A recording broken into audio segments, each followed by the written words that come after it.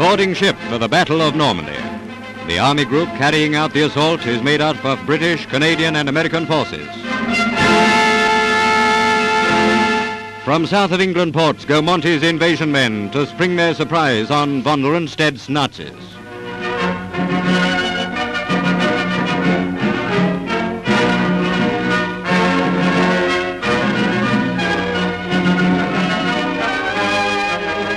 Heading out to sea after a 24-hour delay because of the weather. Now that the flood of pictures of the invasion has started, we add length to our newsreel so that we may develop in fuller detail the pictorial history of the Western Front offensive and do justice thereby to the great Allied undertaking. 4,000 ships and thousands of smaller craft. The gathering of the mighty Armada. Description pales before the vastness of the reality. The mind recoils from the dimensions of it all.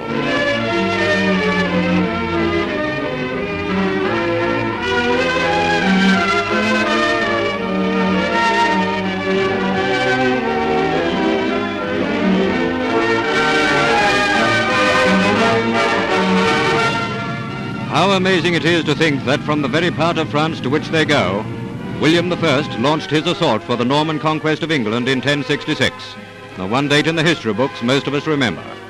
Maybe in another 878 years, 1944 will be remembered equally well by this strange reversal of events when from England came the conquest of German-occupied Normandy.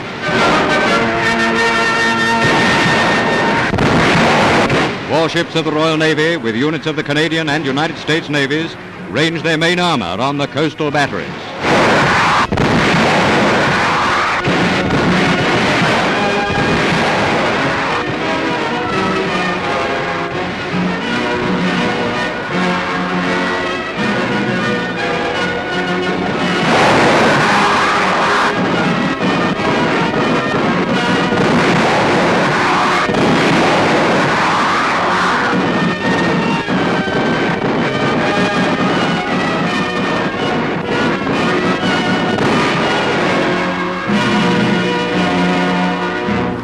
Enemy shells begin to drop among the landing craft, closing the shore.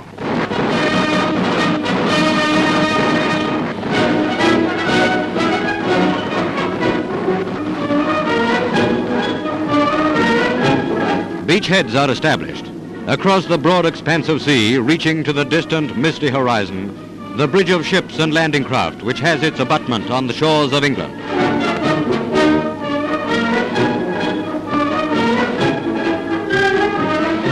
This is it. They're on the beach, plunging waist deep into the sea and threading their way among the steel asparagus tops which project out of the water, the anti-invasion barriers with mines on their tips, one of the devices which was studied long before invasion began, one of the obstacles photographed by our reconnaissance planes and with the rest of Hitler's beach barriers was known to us as Element C. Smoke screens are blown across as we dig in on the newly won position. Right in the spearhead of attack, our Allied service photographic units and newsreel cameramen putting this amazing scene on celluloid.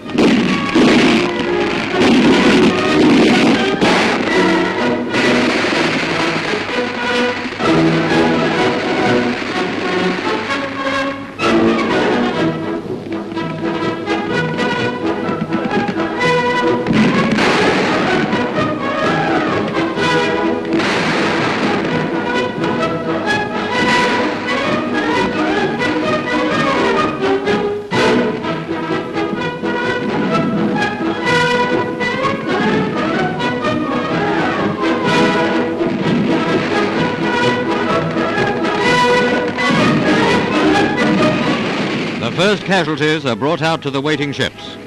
Men wounded in the dash inland are ferried to the nearest sick bays aboard vessels standing offshore. Some of them come from landing craft blown up by mines. Others from the fighting now going on with increasing vigor.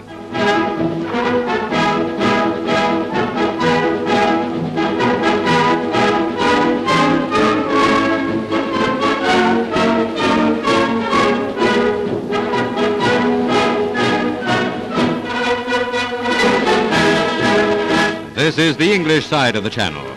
Tank landing craft have brought the wounded to our southern ports. Red Cross orderlies gently hurry the men to waiting ambulances. We expected far greater numbers of injured, but we were mercifully spared heavy casualties.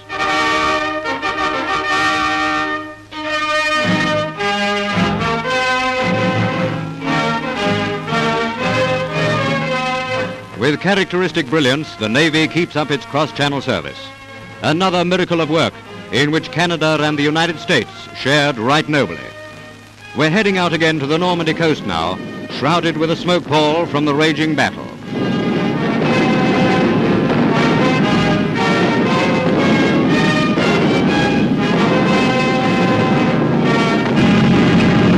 This was going on while Britain breakfasted to the first news of the Allied landings. These pictures take you right in among the men who are putting Dunkirk into reverse, planting themselves on the first bit of French soil to be won back after 4 years.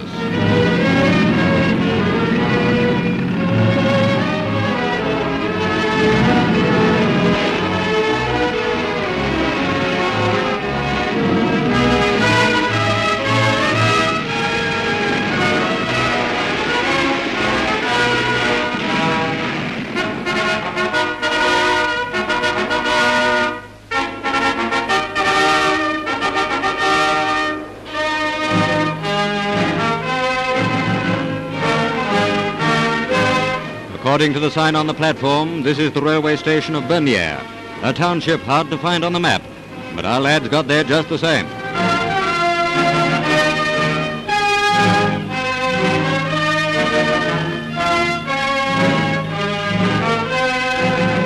The signpost points the direction to Saint-Aubin, 10 miles north of Caen.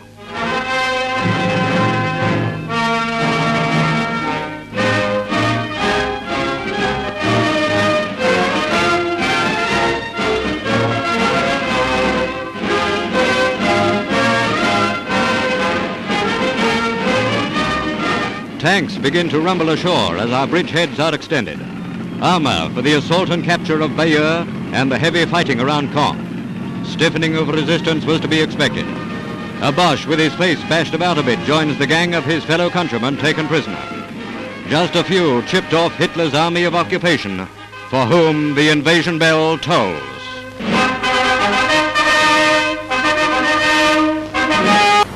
Vitebsk is 250 miles due west of Moscow. It is one of the gates to the Soviet Republic of Belarus, which the Germans had held for 3 years. An important railway junction, it was a strategical hub in the Germans' defences, a bastion of their eastern wall. The Red Army's offensive of the winter and spring of 1943-44 had eaten away this heavily fortified zone and left Vitebsk enclosed in a horseshoe. The German command was determined to hold this key point and assigned 10 picked divisions for its defense.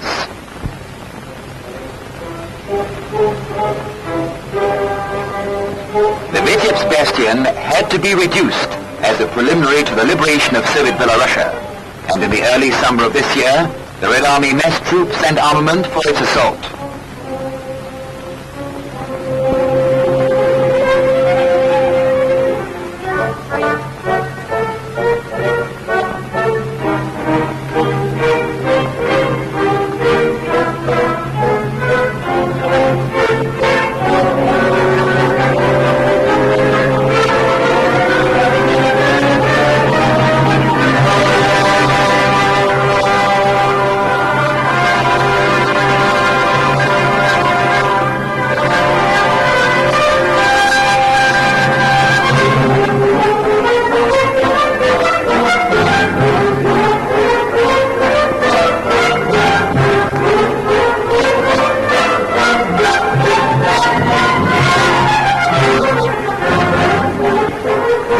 Was carried out by the 3rd Belarusian Army, commanded by General Chernyakhovsky, and the 1st Belarusian Army, commanded by General Bagramyan.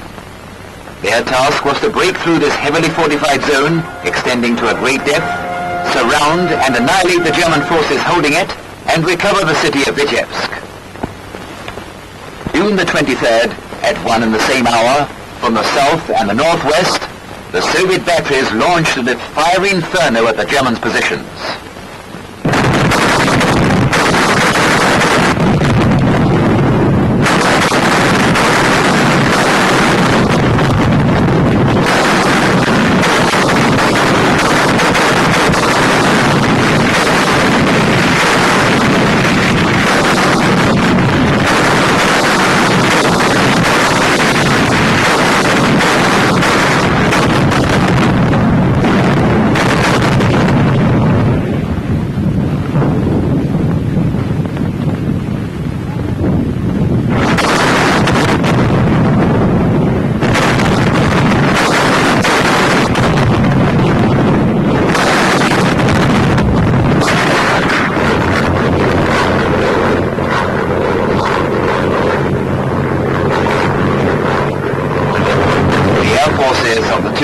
armies added the weight of their blow.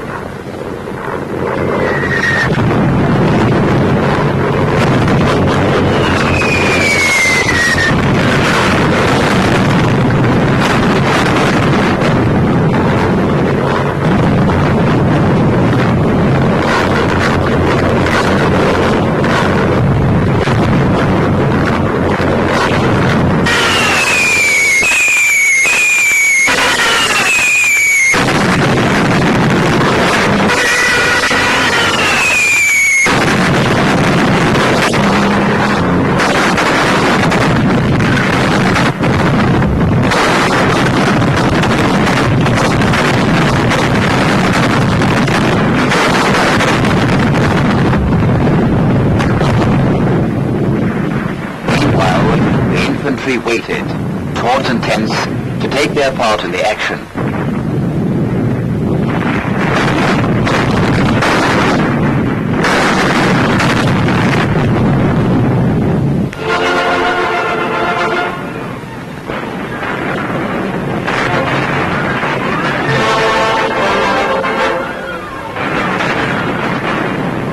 When the signal came, they eagerly rose for the attack.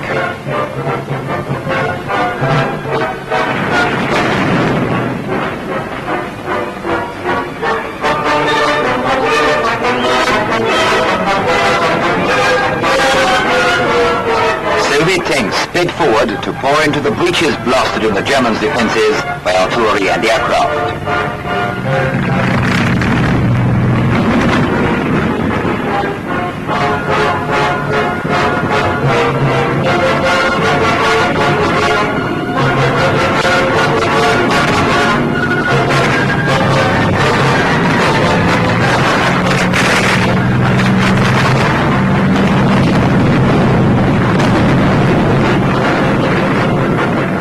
Raise their hands and surrender.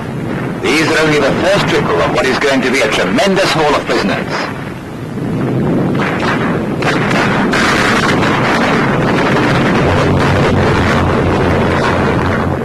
Stormoviks supported the advance of tanks and infantry. Flying at low level, they poured a deadly fire into the Germans' battle order.